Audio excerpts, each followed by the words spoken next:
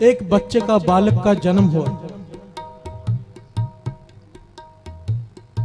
बालक का जन्म हुआ, माँ की गोद में रहता है हर वक्त। उसे माँ की गोद बहुत प्यारी है। बालक को गोद से उठाकर रख दिया, रोना शुरू, गोद में लिया तो चुप। उस बालक के आगे लाख रुपया रख दो, करोड़ रुपया रख दो, जायदाद के कागज रख दो, उसे कोई मतलब नहीं। प्यार से बोलिए धन गुरु नानक, धन गुरु नानक। उसका सुख क्या है? माँ की गोद। बालक का सुख कहां पर है? माँ की गोद में। अब थोड़ा बड़ा हुआ, अब खिलौने अच्छे लगने लगे।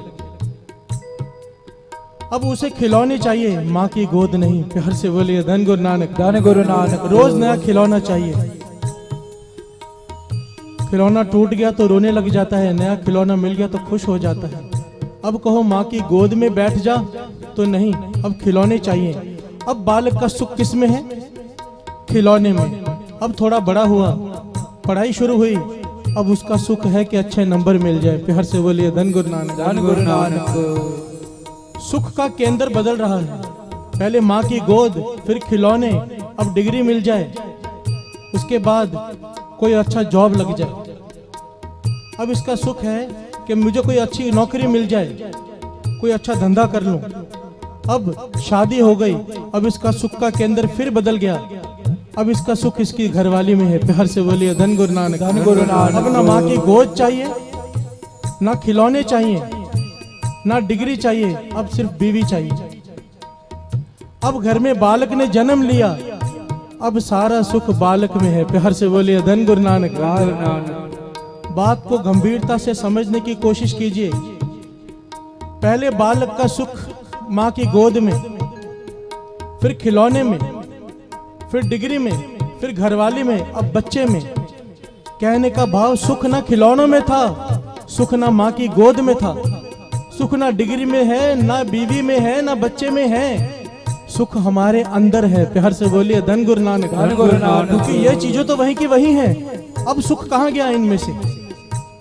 गुरु महाराज समझाते हैं, सुख तेरे अंदर है। तेरी सोच बदलती है तो सुख का एड्रेस भी बदल जाता है। प्यार से बोलिए धन गुरु नानक, धन गुरु नानक। इंसान की सोच बदलती है तो सुख का एड्रेस भी बदल जाता है।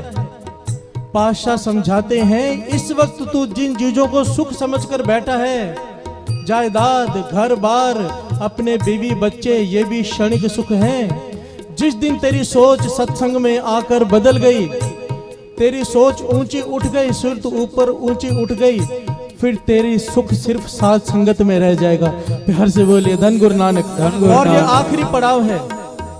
जिसने साध संगत में सुख पा लिया, नाम जपने में सुख पा लिया, अमृत वेले उठने में सुख पा लिया, उसके बाद फिर दुख नहीं। प्यार से बोलिए धन गुरु नानक, धन गुरु नानक। समझे बात को? सुख,